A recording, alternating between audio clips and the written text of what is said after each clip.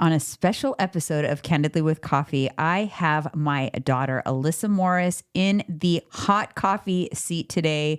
We talk about so much stuff, you guys, about how she feels about having a mom who's online, how she got into fitness competing, what her fitness journey is like now, what her goals are. She even gives us some tips on high volume, macro friendly meals. And we dive into her experience as the head coach for Orange Theory. So much excitement on today's episode. I'm so excited to have my daughter on. So grab your coffee and let's get into it.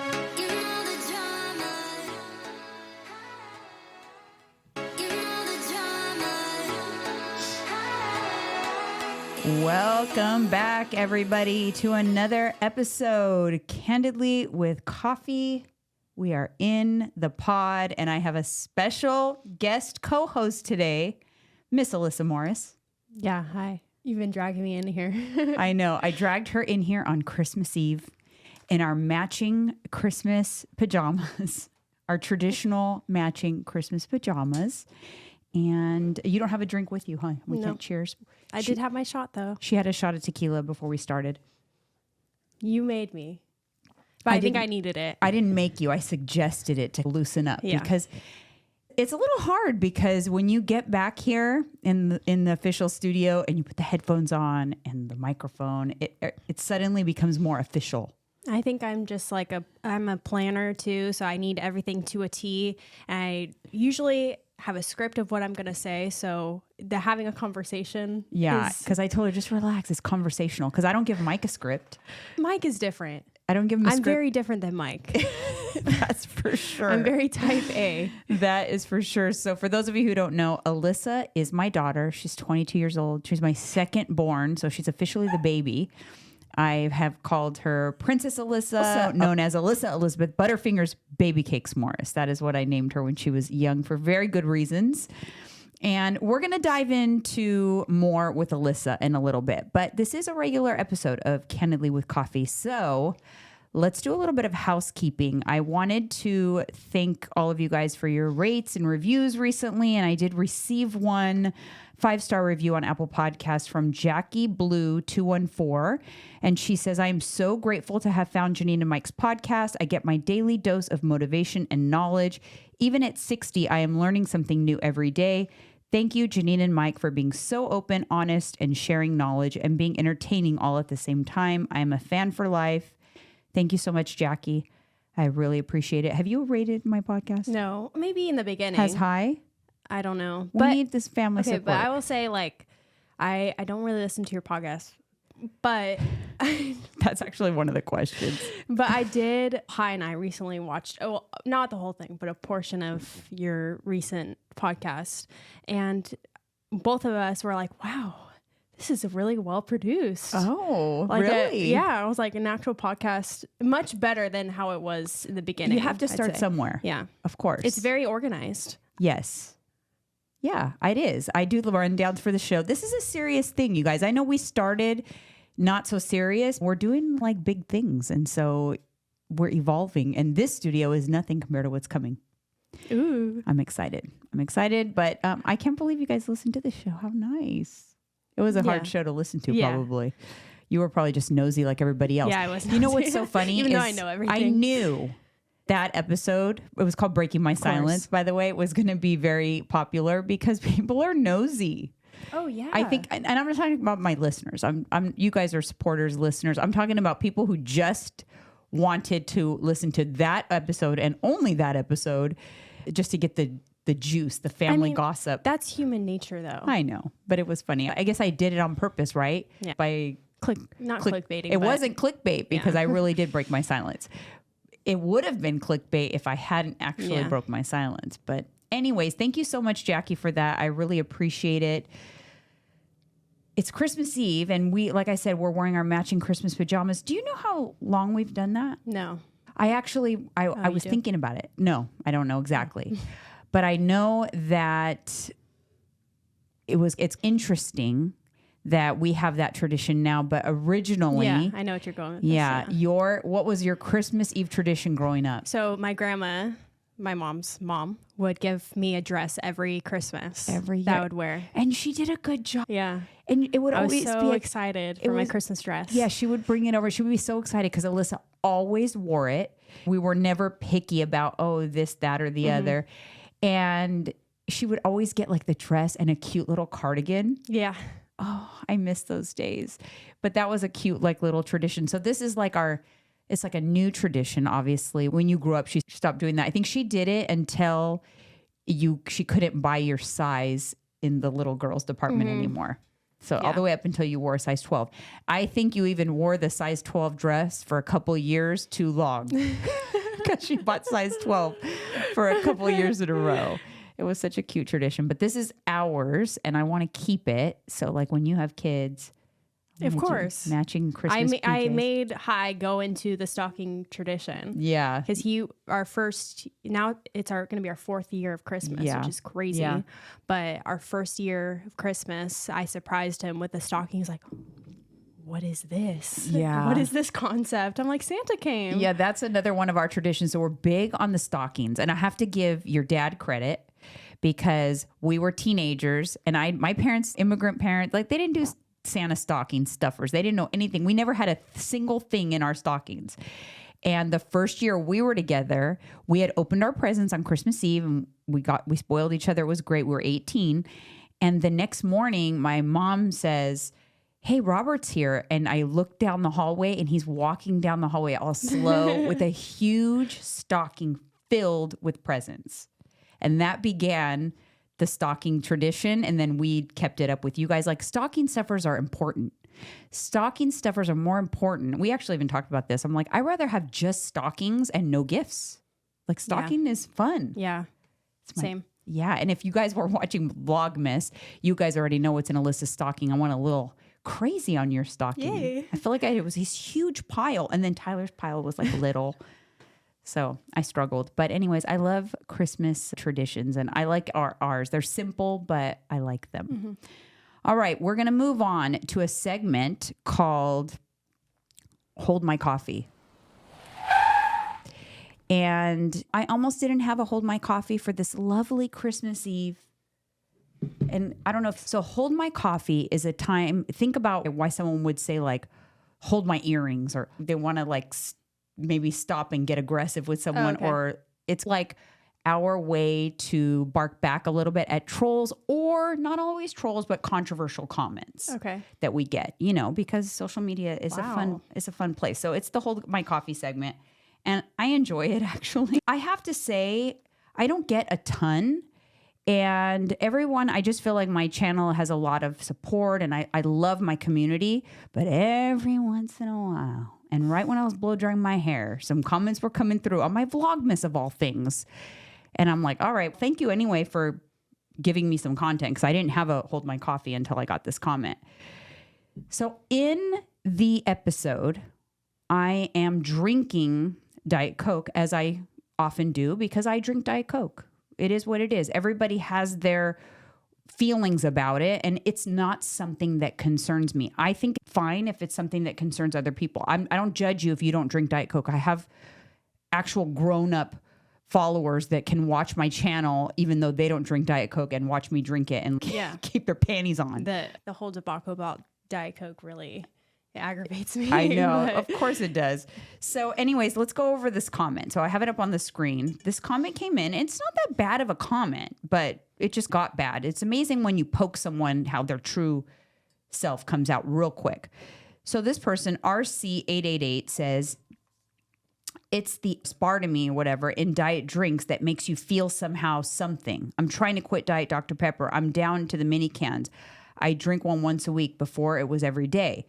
So she was just saying, like, it's making me feel poor, or I don't know what she was. I was just drinking the Diet Coke. I didn't say I felt bad or it's not making me feel bad. But then someone else commented or I actually replied and said, I won't be quitting Diet Coke anytime soon. I don't drink. I don't smoke. Diet Coke is here to stay. Been drinking it since I was a teenager. So it's no big deal. It was just, but then I replied to another comment on that same comment. This is actually a client I think this is my client. No, this is not my client, but someone else commented saying, since watching you, I started doing 1 Diet Coke a day and I quit drinking. It's the lesser of the evils. And I was replying to her, not the original person. And I just said, exactly, current studies do not support the claims on aspartame. However, alcohol is an actual toxin, yet no one blinks at someone who drinks wine daily. Again, I wasn't replying to the other person. I was replying to this person. But then this other person felt some type of way, real quick, got triggered. Where in my comment did I say anything about alcohol? I was just saying that you are all about health, weighing your food and such, thinking a pinch of fat is overweight. Man, right away, they went for the jugular, like attacking my character. Yeah. And I simply replied, my channel is not for you, but thank you for contributing to my Hold My Coffee segment. And then the ugliness really came out. You forgot to fix your jowls, by the way, like commenting about my face, my aging face. It's funny how it doesn't take much to poke. If you poke someone a little bit, you can really get their true character very quickly. It's so interesting because notice how that person went right away, immediately for physical appearance. Yeah. It's like they didn't have a leg to stand on, so they attacked your physical appearance. Right. I don't know. They didn't have an argument, to me, it's just revealing of someone's character. Yeah. As soon as you attack someone's physical appearance when you're coming back, in my argument, I came back with like a science-based thing. There's no studies to support it. This person has a YouTube channel, and I could have clicked on their page, try to find something that I thought maybe they might be insecure about and poke fun, but why would I ever do that? It's just very telling. And because I had said another comment in there that I didn't read, but I said something like, but you're obviously bothered that I weigh my food. Somehow your perception is that I think a pinch of fat is overweight, which I've never said. So again, your perception. But yet you're watching my vlogs because you've commented all throughout Vlogmas.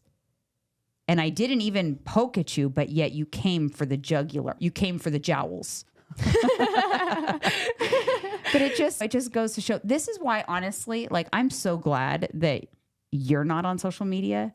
And the fact that they would comment on you, who's like, I get comments every single day that like, my God, that's your mom. Oh my God. Like you look like her sister.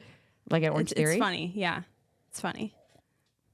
It doesn't bother me. And I didn't get offended by this comment. What annoyed me, it's not offended, because I'm not easily offended. I just get annoyed on the Diet Coke thing. And the reason why I get annoyed is because it's been debunked. Yeah. There's plenty of studies. Go to pubmed.gov. Stop drinking the Kool-Aid. And it's fine if you do believe that. But again, I wasn't doing a expose on Diet Coke on my channel. I was just simply drinking it. So if you feel that way, just continue to not drink it. And I don't know if their point was like, oh, it doesn't make me feel good. Like, it makes my tummy upset. Okay, that's fine. It doesn't make my tummy upset. I know. That's why I said I've been drinking it since the 90s. I'm good. Like, I think I'm okay. Yeah. And then the alcohol thing is, again, I don't have a problem with people who drink. Look, I just fed you a shot of tequila. I'm just saying, it's just funny to me how the toxicity of something is in the volume of something. Anything can be toxic based on volume. So can aspartame be toxic if you drink a swimming pool worth of aspartame? Yes. So can a bottle of Tylenol. One Tylenol is great for a headache. You take a whole bottle, it's toxic, right? Zinc is great. I take it daily. You take too much, it's toxic. So it's all relative. But guess what is toxic even in a droplet? Alcohol. It's actually a toxin immediately, even in the smallest doses. The way your body treats it stops everything else digest the alcohol. Again, I'm not saying I have a problem. I'm just using it as an example of society has like glorified drinking and for some reason vilified certain ingredients and chemicals when everything technically is some sort of chemical compound. And articles and clickbait have just created fear-mongering around certain things, and people just repeat it, but not actually have any knowledge about it. Yeah. And that's what bothers me. Anyways, that's the Hold My Coffee. But moving on to a more fun and uplifting segment is Comment Corner. I love it. Do you like my sound effects? All right. Comment Corner is from Tanya Aguilera. I have to say, Janine, you are the real deal. After losing 100 pounds and tracking macros for the last 2 years and not losing the last 20 pounds to only gain 10 pounds, I was ready to accept that this was going to be it. I will just have to try to maintain. But oh my goodness, it's like the heavens opened up and sent you and Mike to my algorithm on YouTube.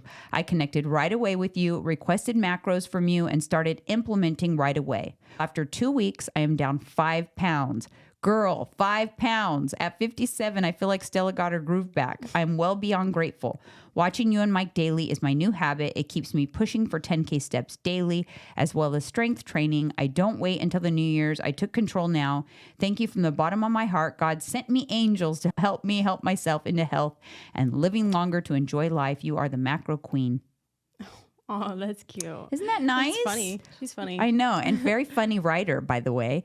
And if you guys are wanting a macro assessment, click down in the description. I do macro assessments. I love macro assessments. They're very good and very well worth it. It is not just sending you a page with numbers on it. It is explaining. It will give you how to track your macros. It is very customized. I will respond to anything that you've indicated in your intake form that you need help with or guidance. So it's like a robust one-time check-in, and you can hit the ground running and you can lose 5 pounds too.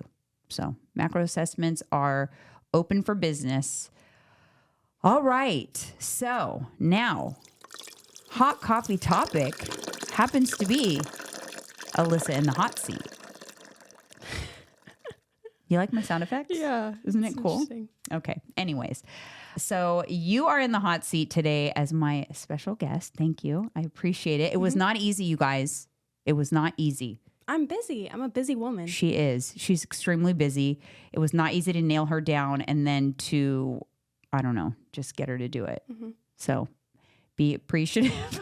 We are been graced with the presence of Princess Alyssa. A little bit of background on her other than being my daughter. She's 22.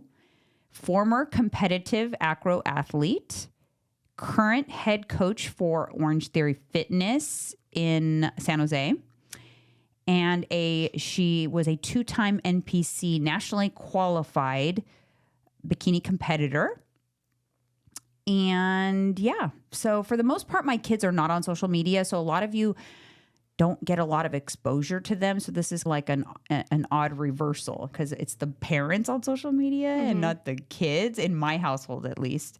But I'm going to start off with this question regarding that. How does it feel to have a mom so public on social media? Is that difficult now? Was it difficult when you were younger? So at this point, I'm very used to it. I think it really started when I was in 8th grade. I remember you outside. It was for a different platform. But it was still social media. Yeah. I remember me walking to middle school and you outside taking a photo shoot. And I've had it ever since I was young. Like when people find your Instagram from my school, not even my friends, and they follow you, I'm like, that is so weird. I don't know. I definitely was embarrassed when I was younger, but now I've gotten used to it. And now I try to show you off a little bit, even though you don't want to at my current job. Yeah, you do. You give me the shout outs every once in a while and stuff. I do take your classes, so that's always fun. Yeah. It's probably it's like the only quality time we have is I take your classes. No. Lately, because it's the only time I really see you. It's like a guarantee that I'm going to see you. We get a little 5-minute chit chat before class, and then that's it. Yeah. All right.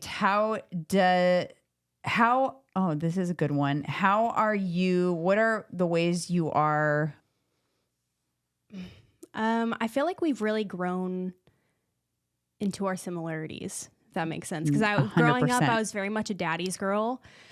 And I think ever since I turned 18, I really got close to you. And I definitely have my dad's characteristics, but I'm 100% type A, which is me. Is you. I'm a planner to a T. Yeah. I'm very punctual, if not early.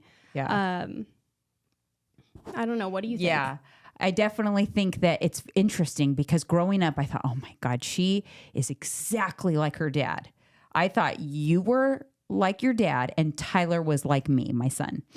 And then as you guys have gotten older, I feel like there's been a switch. I feel like my son is showing more characteristics of his dad, and you are starting to show more characteristics of me. Like sometimes I can predict what you've done, what you looked at, everything, because I know how you think. Yeah, so it's vice versa. Yeah. So it's just so crazy how that happened. I didn't expect that. And then, we've just have just similar interests. Yeah, similar interests. And it's like even small things, like I'll be at a register purchasing a shirt and then I'll be very short. Like, did you enjoy your time today? Yeah. Did you want anything else? Or Nope. Did you have a coupon? Nope. You know why? And it's not because we're rude. No. We're both the same. That's another similarity in that we are introverts. Yeah, I'm an to introvert. some degree, like introverts, but we can be extroverts. But being an extrovert, you have to gear up for it. I cannot be so we're introverts. Yes. We're not extroverts. No. Because you can be social, but we're still introverts. Yeah, okay, there you go. Introverts, being around people and socializing with people, it drains you. But being an extrovert, it energizes you. Yes. So our social batteries are similar. Like we can plug in and charge up and go out and be social, but our natural tendency is to be introvert, and we both do not do small talk. No. There you go. Like if I just don't engage in a lot of small talk, like with strangers, and sometimes it's perceived as rudeness sometimes, I guess. Definitely. I've gotten that all my life. Like, or just my RBF too. Like, Yeah, oh my I God, have like that. I thought you were such a bitch when until I started talking to you. Yeah. Hold on. I'm looking up the questions. We are going to get into some more questions. All right. What's your biggest struggle keeping a balanced diet, or does it come natural?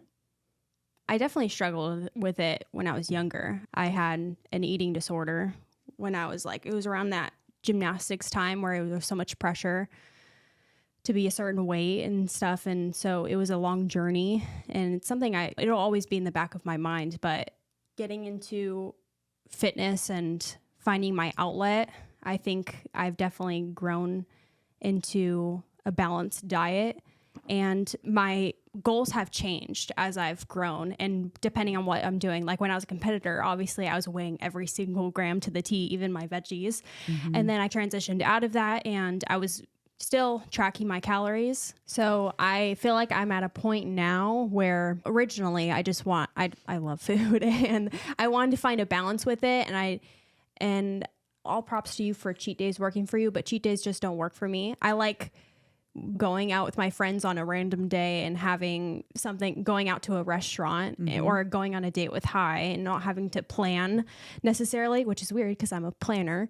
I like to have that freedom with my food. And so I haven't been tracking recently, but for so many years, I've been tracking so I can intuitively track it in my head. Yeah. So do you gauge, like, how do you maintain with that? That's the ultimate goal for everybody, to be honest, where you're at, because people don't want to track forever, and tracking for a long time, especially meticulously as a competitor, is what makes it to be able to do this, because you really have a good gauge on volume of food and your awareness. But how did you do that? Number one, I mainly eat the same thing every day. Okay, that helps. Yeah. But I also, it's just a mental math in my head. And if I, like for Bali, when I went in May, I did track for however many months I was cutting. And that was because I did have a goal of trying to reach a certain weight. But now I don't have a weight goal in mind. I'm just trying to maintain what I have. And a lot of it is going based off previously what I know what my set calories are for maintenance. Right. And then also just how I feel with my body. Like I'm also training for a half marathon. So I know I'm going to be needing to eat more calories to sustain the energy to be able to run a long distance. Yeah, for sure. So that you explain you went on a mini cut for a vacation. I think that's a good, So you basically maintain unless you have a specific goal in mind, and then you'll jump back on tracking if you're trying to reach a specific goal. Yeah. How do you monitor that you're maintaining? Do you weigh yourself? How do you feel about the scale? I don't weigh myself as often anymore. Maybe once every 3 weeks or once a month. Just to keep things in check. Yeah, but it's mainly how I feel. I'm very in tune with my body and also the way my clothes are fitting me. So yeah, I go by that too, so I can understand. And so you weigh yourself like once every 3 weeks, but you don't feel you have a poor relationship with the scale. No, and it's gonna fluctuate if I'm on my period and I feel it. I'm be like, okay, I feel not so great. Obviously, I'm not gonna weigh myself during that time. Now, what would you say? Here's another question: Do daughter and mom follow similar meal plans, or are you totally opposites and eat different things? No, different. Yeah, different. You have a different style. Actually, sometimes we get on. Again, our similarities have shown in our older, as she's gotten older, because we're the type of person that we get on a kick. Yeah. Oh, that reminds me, I need to go back to my old hyperfixation, which is those wraps. The Mediterranean wraps. I miss it now. Yeah. I got over it. I had it too much. My mom and I are the same, where we find something that we really like and then we have it every single day. I do too. Until we are tired of it. And then we move on. That's why like my vlogs would get boring because I'm like, sorry guys, I'm having my falafel salad again. Because I did the wrap for a while, but then I took it out of the wrap and just did it a falafel salad. I must have had the falafel salad for 3 months straight. I'm the same. I think I'm on the verge, but I've probably had my egg white fried rice for close to a year now. Yeah. And it's so funny because even though you've made it like dozens of times, every time you make it, if Mike sees you make it, he'll be like, wow, you gotta show me how to make that. What is that? And then back to the no small talk. She'll be like, it's like fried rice. It's like, she'll like answer. I'm just short because he always asks me when I'm hangry. Like I just want to eat my food. Which he's about to eat. He's like, what is it?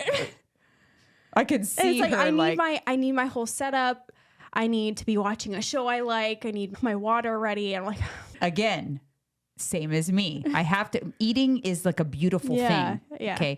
I can't eat standing up. No. Like over a table. I rather not eat all day long so that I can eat and sit down and relax and put a show on and have everything like perfect, and then I eat. Yeah. It's in the same way. Eating is an experience. But you did touch upon a little bit your eating disorder, so I don't want to graze right over that. Do you want to dive in just a little bit on what specifically your issue was? Yeah, it was a couple things. I had bulimia and binge eating disorder. Mm-hmm. That was like when I was like 16. Yes, it was at 16 when I discovered it in a counseling appointment. You had divulged it to a counselor. We put you in. There was a time when it was a hard time for you in acro. A lot of pressure at that time. You lost your grandfather. Yeah, it was like the perfect storm of so much going on in your life. And then we realized that you needed to get into therapy, which I'm so glad that we put you into therapy. It was eye-opening more so and I think a lot of times, especially when you put your kids in therapy, it's more eye-opening for the parents than it is sometimes. It's like, I don't know, because the kids will tell their therapist what they wouldn't tell you. So it was things we needed to know, but that was when I found out about it. Yeah. Was in therapy. Tyler and I are the same, and we keep things inside until they boil up. Yeah, until they are a serious problem.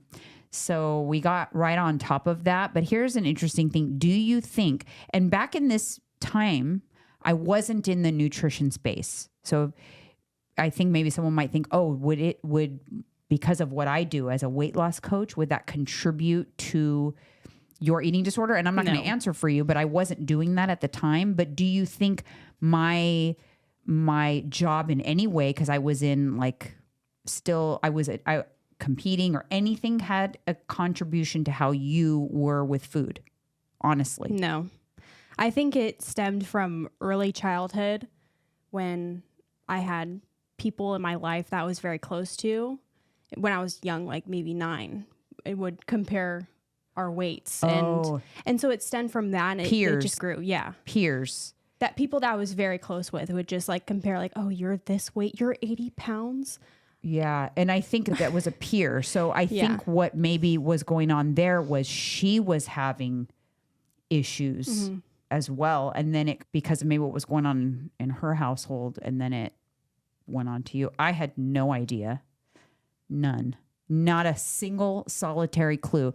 You think you know what is going on with your kids. That's why you have to really pay attention, because I literally think I fell out of the chair in the therapist's office because I was completely shocked. Yeah. And I had many other problems. That wasn't even the biggest one that I had. So I was really going through it at that age.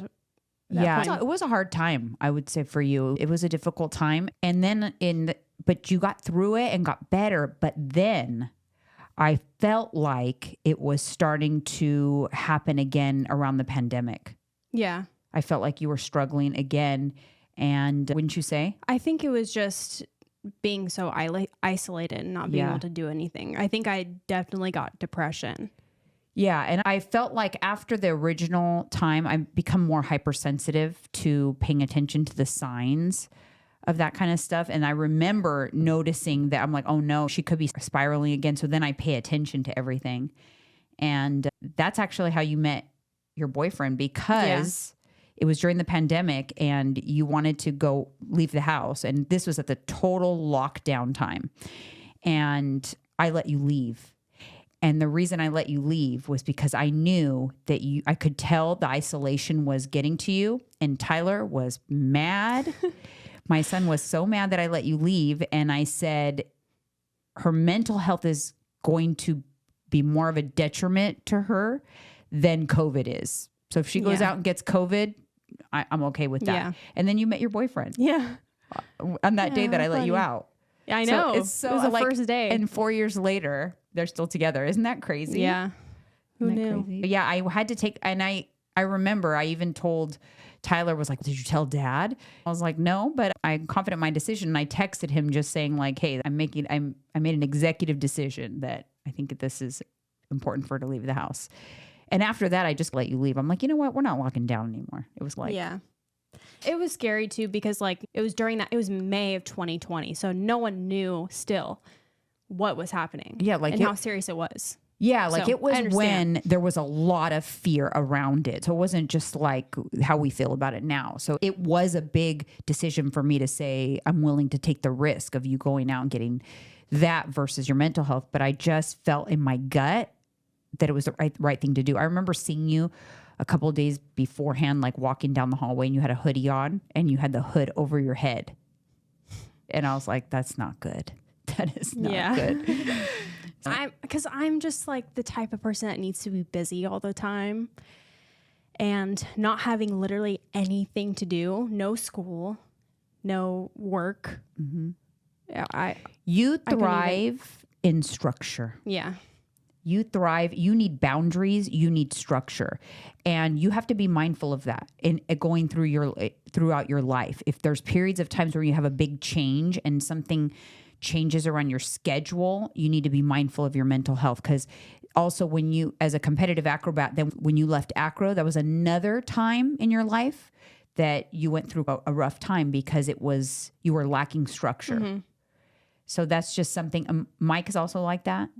In terms of his mental health, and that's I'm aware. Like when he has a shift where there's less structure, or he's not as busy, or something is happening in his life, then his mental health suffers. Yeah, and I think my biggest thing is, definitely going through a depressive period during those times, and then I think anxiety will always be surrounded by me, you. Yeah, you have anxiety. I have anxiety. Mine is very much more so specific to claustrophobia, but we definitely have both had experienced panic attacks. So we know what that feels like. Yeah, you always have to be like mindful of that as well. Yeah. All right, moving on. How did you get interested in fitness and then competing? I think it stemmed from doing gymnastics all my life and being fit in that way. And then you got into it, and then you convinced me to do it as I was transitioning out of acro. You're like, you need something. Because I knew you needed something. And I knew that you would thrive in a sport that was individual. Because prior to that, you were in a team sport. And sometimes there was struggles around dedication. You were always giving 150%. And then your teammates were giving sometimes less. And it would frustrate you. So I wanted to give you a sport or have you do something that was just based on you. Yeah. Yeah, I agree. Yeah. How did you enjoy doing that? Or how did you not? For competing? Yeah. It was a great experience. It definitely had a lot of struggles. It is not for the faint of heart. And I don't regret doing it at all. It was a great experience. And I really got to see how I can thrive in a single sport, so to speak. Yeah. But it did have its challenges. I made it through almost all of the way through my prep without having a breakdown, but it did eventually happen because lack of food and that amount of exercise will do it to you. But I think it was a great point of my life. I don't know if I'll necessarily do it again. Yeah, that was my question. Would you ever do it again? Probably not. And the thing was, I didn't have a full-time job at that point. So that was really my full-time job. And it really took up all of my energy. That was the toughest thing, other than like not eating as much as I normally would or the amount of exercise I was doing. It was the amount of energy that I had as the prep progressed. And I couldn't imagine doing my job now and how demanding it is and doing prep at the same time. So what is your fitness life like now? So it really changes depending on the goal I have. So I have a goal now of doing a half marathon in end of March. So I'm always strength training. I love doing Orange Theory classes too, not only because it's part of my job, but also because I love that it's everything all in one, the cardio and the strength training. Mm-hmm. But now I have a kind of a target plan. I have a specific plan that I do for training for my half marathon. So I'm strength training and then I'm also running, and I've never been an endurance athlete. So it is it's definitely a big change for me. So I'm growing into it. But this is why never say never, because I know for a fact that you have said you hated running at times in your life. Now you're on the treadmill constantly. And I can thank Orange Theory for that. I never thought I was going to be a runner until I started Orange Theory. My first time running ever was on an Orange Theory treadmill. Do you remember I had to hold the sides my first class? Yeah.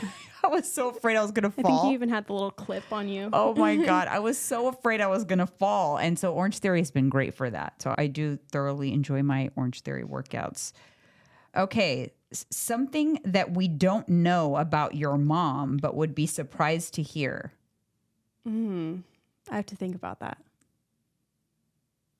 Some of these you already answered. About competing. Do you track macros? Wow. Do you listen to you already answered all these questions. So yeah, you don't know. Something that people would be surprised to know about me? I don't know. You have to give me a little inkling. I don't know. What would they? I know that I have to be nice because she has a plethora of videos in her phone because she loves to record me when I'm at my most unattractive in my silliest unattractive I don't know. place. I feel like you show everything, really. That's a compliment. I take that as a compliment. You're so open. Maybe you have a Monica closet? I don't have a Monica closet anymore. You guys make that a Monica closet. I organized my Monica closet. It's the one right next to my glam room. But I actually take that as a compliment because I do try to be super authentic. Like, do you feel based on what you watch and be honest and like, listen, this is Candidly with Coffee. It's okay to be honest that when you watch me, does that seem like me? Yeah. Yeah. We make fun of you for your voice. Yeah, I was going to say that. Tyler says I have a YouTube voice. But that's normal. That I changed my voice for YouTube. Okay, you guys. That's what Hi mentioned too. That's what I mentioned her boyfriend, too, by the way. That you're like, he was like, your mom always says you guys. I do say that all the time. Okay, I don't know if you said this or not because I don't follow you 100% to a T, but Hi and I will we'll sit in our room and we'll always hear these gems of phrases that you say. O-M motherfucking G. They're talking about. And we just start dying laughing. Like talking to myself is what they're talking about. So like, because my office glam room areas shares a wall with their bedroom. And a lot of times I will talk to myself or sing to myself or apparently. Yeah, she has the best phrases. But I'm unaware. Like she will tell me things that I say and I'm like, really? Like he made his bed. Now he's got to motherfucking lie in it. Oh my gosh. I feel so bad because your boyfriend is home during the day. Yeah. And during the day is when I'm doing all of my like recording. And listen, it is not normal. I know this. It is not normal that I sit and talk to a camera all day long or I'm always on Zoom calls or whatever. That is just not, it's normal for me, but it's not normal in a lot of households. Yeah. There's a lot of recording going on at any given time. But yeah, so I do take that, like I said, as a compliment that you say there's not a lot that's different because I try to be real. That is my goal. I can't, Mike's actually the same way. It's like we couldn't be, it's hard to not be ourselves. We're very direct people. Yeah. Direct. Yes. I agree. You know what? I'm direct too though. You are. You're just as bad as me. Yeah. Because even when I try to be like, I don't know, I try to sound more chipper and not as direct, you still say, no, you sounded extremely direct. And that's what, like, I remember what it's been since I was a kid too. Like Dinga would always ask me her opinions on outfits because she knew I would always give the truth. Because you'd be direct. Yeah. Yeah. You're very direct. She's talking about my sister. She would ask Alyssa's opinions because Alyssa will be very honest. Like the time that you were doing my makeup and you said my eyelid, she goes, why is your eyelid skin so loose? Like they said your butt feels like marshmallows. Oh yeah. Like or my sister, she goes, your legs are so skinny. It's just very direct. But I think that you probably got that from me as well. Yeah. I tend to be very direct. Okay. So here's another one. Favorite high protein breakfast? Are you a breakfast eater? I'm not a breakfast person. I'm not a healthy breakfast person. I love pancakes and French toast. But so what's your when do you eat for the first time during the day? It depends. During the week. Okay, so I don't really it depends on the day because usually I work from between 4:30 to 5:30 in the morning. And then I end between 12:30 to 1:30 my work day. So it's an early work day. It is. So sometimes I'd say half the time I'll eat at work and either I bring something small or I get Starbucks, which is right across the street. And I love this spinach feta wrap. Oh, I love that. So good. My go-to. See, there you go. That's her. But if not, I'll just wait till I get home because I prefer big meals. I like hearty, big, again, another meals. similarity. And we also actually share the same favorite meal at Luna. Yes. Oh yeah. On repeat. Sometimes I won't if I don't want breakfast, then I'll get Luna at work because it's right across the street and it's so good. The protein bowl.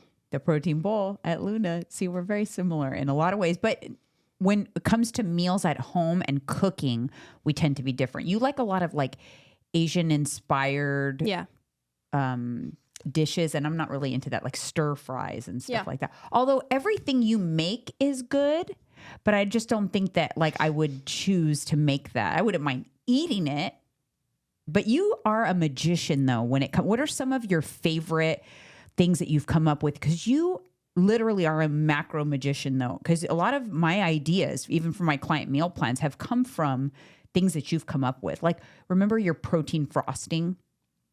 You did a protein, you don't? No. Or because I do that now. Oh. It was a protein frosting. Or another thing that you did. You came up with putting xanthan gum. Oh, this is before the that Ninja Creamy. Prep.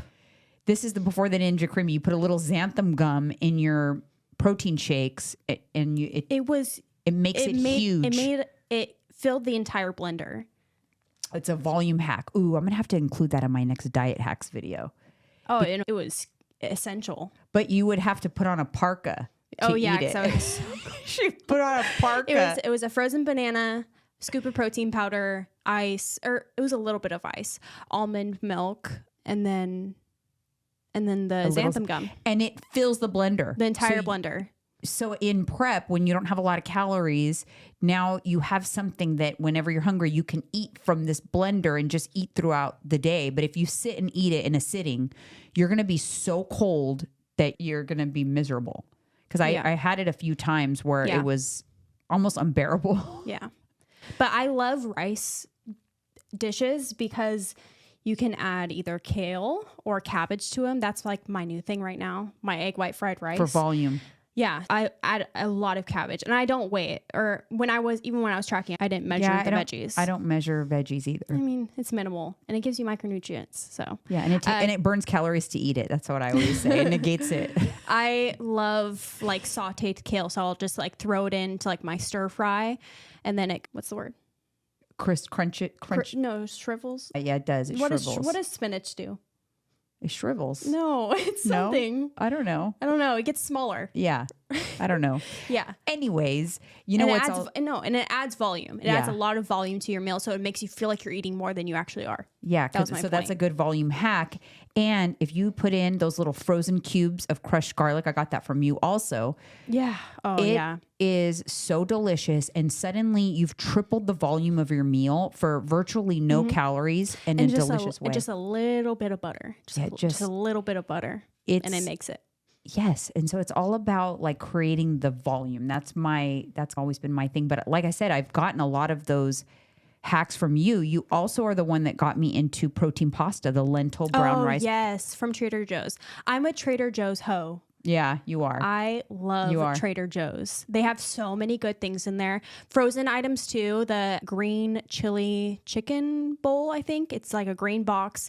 It just has green chili chicken and rice and cheese. And it's like 320 calories, like 20 something grams of protein, and it's such a good meal that makes you actually full. Where do you get that? In the frozen? In the frozen section. And I just bring it to work and I heat it up in the microwave, and it's so good. Oh, I didn't know. Yeah. So you've been holding out on me. A lot of times when I'm starting to feel like I'm burning out on my food, I'll be like, Alyssa, what can I get at Trader Joe's? What's a cool new thing?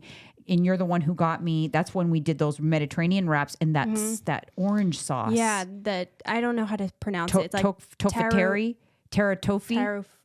Or something like that. Yeah, it's like an orange and then the sauce. Spread. It's calorie dense, but you don't need a whole lot. You just because it's so much flavor that it gives your whole wrap, and then you fill it with cabbage. Yeah, and it's going to make it feel like this huge wrap, and then you put your protein in there, whatever else. And that's a go-to for sure. Any other Trader Joe's gems? People are always asking for Trader Joe's so gems. So many. That's the thing. There's so many. The jalapeno. Okay, this is a snack. I'm a snacky queen. Oh, you snack queen. I love snacks. I can eat snacks all day if I could. Yeah. I know that's not nutritious. I know. That's why I don't do it, but I could. The green bag, it's like jalapeno corn puffs. Yeah. You know what I'm talking about? Yes, those are delicious. So good. And they're puffs, so it's like a little bit more volume. Anything that's puff, you get more volume. Yeah. I know you like the jasmine rice. Yeah, is that you get that's your simple. Yeah. This isn't Trader Joe's, but I use this to make my stir fry really good. It's the Japanese barbecue sauce from. You can get it from Safeway. Mm-hmm. Yeah. And it's so good. And you use that on your rice dishes and your stir fries? Yeah. And you don't need a lot either. And what are the macros like on that? It's like 15 calories, I think, for 30 grams. I'd have to double check, but. Yeah, that's a good one too. So any of your stir fries, veggies, that's the key. Veggies to add the volume. Anything else? What's your favorite cheat meal? I don't know. It's whatever I'm feeling that day. Yeah, you go through phases. Yeah. I know that at one point in time, I thought you were definitely not my daughter, switched at birth because you had the audacity to tell me that you didn't like donuts. Yeah. Oh, you know what? It might be burgers. And that's weird because I used to say I don't like burgers. And that was until like 6 months ago. In-N-Out? What's your what? favorite burger? Five Guys. I was like, you know what? Hi, let's get a burger. He's like, what? But I do that too. Like I randomly think I don't like something and I never want it. Then one day, even before trying it, I'll just decide that I like something. Yeah, same. And then me too. I just decided oh, I like burgers. I'm craving it. Let's get it. And I would have never ever ordered a burger. No, there was 3 things that I couldn't let. I thought you were switched at birth. That you didn't care for burgers, pizza, or donuts. I'm like, this is not my daughter. This cannot be. But when I was pregnant with you, fun fact, I never liked sweets ever. My whole entire life, I never liked sweets. When I got pregnant with you, I craved sweets so much, and it never went away. It never went away after that. That's okay. It never went away after that. Yeah. I love sweets. I need my little sweet treat. It's got to be every day. Every day. Me too. I need it. A sweet treat. Even if it's just like a bite of something, I need that little sweet fix. Me as well. Before we close out, I wanted to get a little update on what's going on for you right now in life. Like what's happening? As I said, I was training for a half marathon, but I have my full-time job at Orange Theory, and that consumes 40 hours a week of my life. More? I feel like it's more. Yeah. Even when I'm off, I'm always on. Yeah. I'm always thinking about it. Yeah, for sure. How do you like working there? I started working there in 2021. So now it's been a little over 2.5 years. And I think it was exactly what I needed. It got me out of my comfort zone, still showing similarities of my previous job before that and just what I did as a gymnast. Like what I do basically on the day-to-day, just as an Orange Theory coach, is I have to get on a microphone and coach people for 1 hour and going through 3 different stations. So it can be up to 45 people in a room, and coaching them on strength training, on treadmill, on the rowers, and it's time. Everything is time. So it can be down to 15 seconds intervals that I'm constantly cueing people and motivating people, and lots of loud music and just connecting with people. And I know you can agree with me on this. Like what I would have never pictured myself in something like that. It's been so good because first of all, the exercise for your brain to coordinate a class like that is just so impressive. And then to have that practice to constantly interact with people, strangers, on a microphone, public speaking, the skills that you've gotten just from being there, it's amazing. Yeah. Honestly, just even for me, going to class has helped me get back into interacting with people and being social. Yeah. And I credit Orange Theory with that as well. Yeah. And I was always a teacher's pet when I was younger, but the one critique I would get from all the teachers was I was very quiet and I would mumble. Yeah. So me being on a microphone broadcasting myself is not what I would have expected, but it turned out to be the best. And then 6 months later, 6 to 7 months later when I started, my boss took a chance on me and I got promoted to a full-time position, and I was 21 at the time, which is crazy. So I'm very thankful for him for doing that. A classic overachiever. Yes. So I was not surprised at all.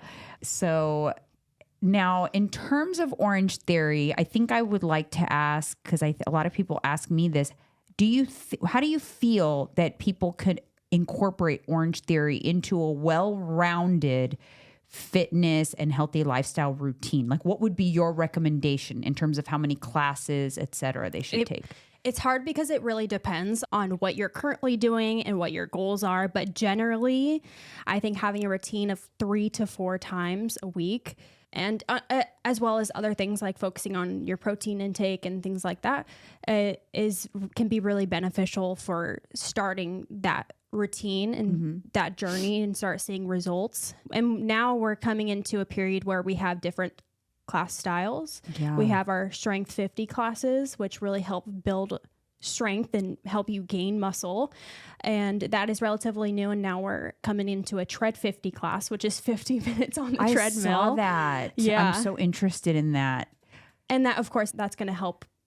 You're obviously going to burn more calories and help improve your endurance with that. But I think Orange Theory has so much to give, and even going beyond fitness and getting your routine. It's amazing how many stories I've heard and getting to impact people's lives day to day, whether it's in regards to fitness. Like there's been a member, and he's talked publicly about this, about how he was actually knocking on death's door. He actually got COVID and almost died from it.